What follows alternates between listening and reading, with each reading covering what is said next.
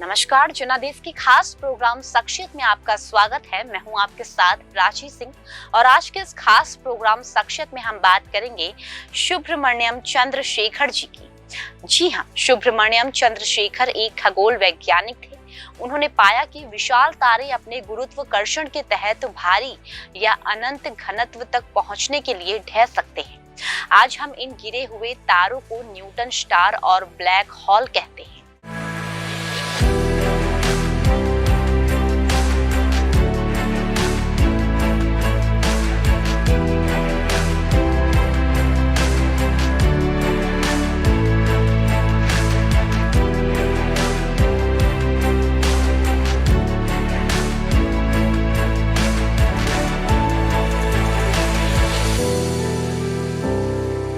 सुब्रमण्यम चंद्रशेखर का जन्म 19 अक्टूबर 1910 को ब्रिटिश भारत के लाहौर में हुआ था।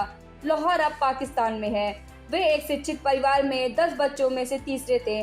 उनकी मां एक अनुवादक थी जिन्होंने अपने बच्चों को पढ़ना सिखाया, जबकि उनके पिता उत्तर पश्चिमी रेलवे के डिप्टी ऑपरेटर जनरल थे। नोबेल पुरस्कार से सम्मानित भौतिकी विज्ञानी सीवी रमन उनके पिता के भाई थे। एक युवा लड़के के रूप में वह अपने माता पिता और निजी ट्यूटर्स द्वारा घर स्कूली था। 1922 में सुब्रमण्यम चंद्रशेखर मद्रास में हिंदू हाई स्कूल टिपकेन मद्रास में एक छात्र बन गए, जहां उन्होंने 1925 तक अपनी शिक्षा पूरी कर ली। 14 साल की उम्र में उन्होंने प्रेसिडेंसी कॉलेज में भौतिकी की डिग्री के लिए पढ़ाई शुरू की। मद्रास शहर को अब चेन्नई के नाम से जाना जाता है। 1929 में 18 वर्ष की आयु में उन्होंने अपना पहला शैक्षिक पद the captain steering the new statics लिखा। अगले वर्ष उन्होंने बीएससी भौतिकी में ऑनर्स की डिग्री की। चंद्रशेखर को पहले से ही भौतिकी में असाधारण क्षमता के रूप में पहचान लिया गया था। परिणाम स्वरूप उन्होंने यूनाइटेड किंगडम में कैम्ब्रिज विश्वविद्यालय से पीएचडी के लिए अध्ययन करने के लिए छात्रवृत्ति प्रदान की गई।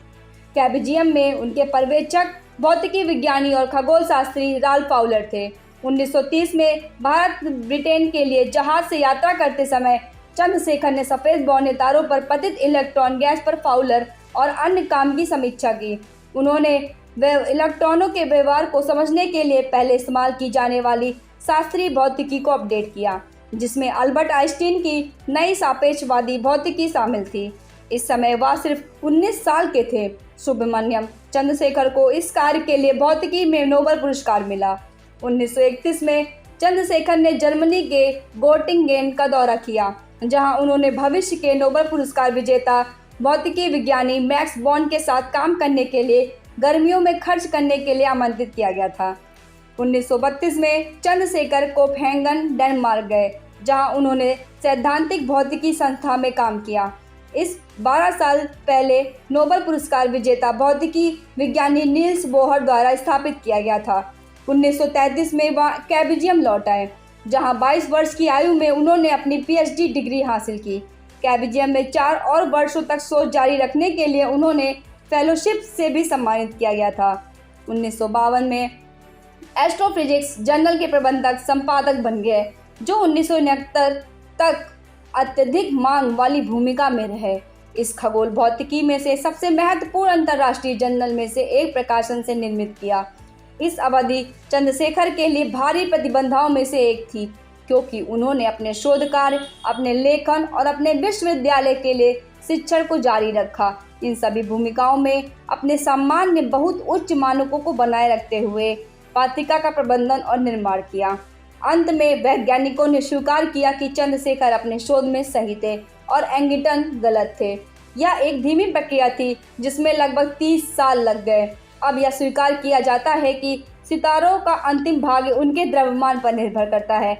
छोटे तारे सफ़ेद बौने बन जाते हैं, जबकि बड़े तारे सुपरनोवा के बाद न्यूट्रॉन तारे या ब्लैक होल बन सकते हैं। 1983 में चंद्रशेखर ने सितारों की संरचना और विकास के लिए महत्व की शारीरिक प्रक्रियाओं से के संबंधित अध्ययन के लिए भौतिकी और नोबेल पुरस्कार दिया गया। उन्होंने विलियम फाउलर के साथ यह पुरस्कार साझा किया।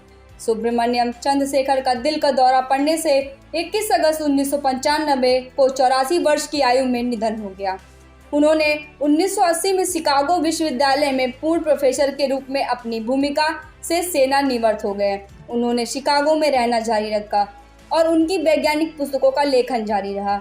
उनकी अंतिम पुस्तक न्यूटन की principle for the common reader थी, जो उनकी मृत्यु से कुछ समय पहले प्रकाशित हुई। उनकी पत्नी ललिता की मृत्यु वर्ष 2013 में 102 साल की उम्र में हो गई। आज नासा के चंद एक्स-रे वेधशाला उनके सम्मान से नामित पृथ्वी की परिक्रमा करता है। इस वेधशाला ने उनके नाम को जीवित रखा, जिसने नए ब्लैक होल, नए सुपरमैसिव ब्लैक होल और ब्लैक होल के एक नए वर्ग की खोज की। तो आज के इस खास प्रोग्राम शख्सियत में हमने बात की सुब्रमण्यम चंद्रशेखर जी की। उम्मीद है आप सबको इनकी कहानी पसंद आई होगी। तब तक के लिए मुझे इजाजत दीजिए और देश और दुनिया की खबरों में बने रहने के लिए देखते रहिए जनादेश।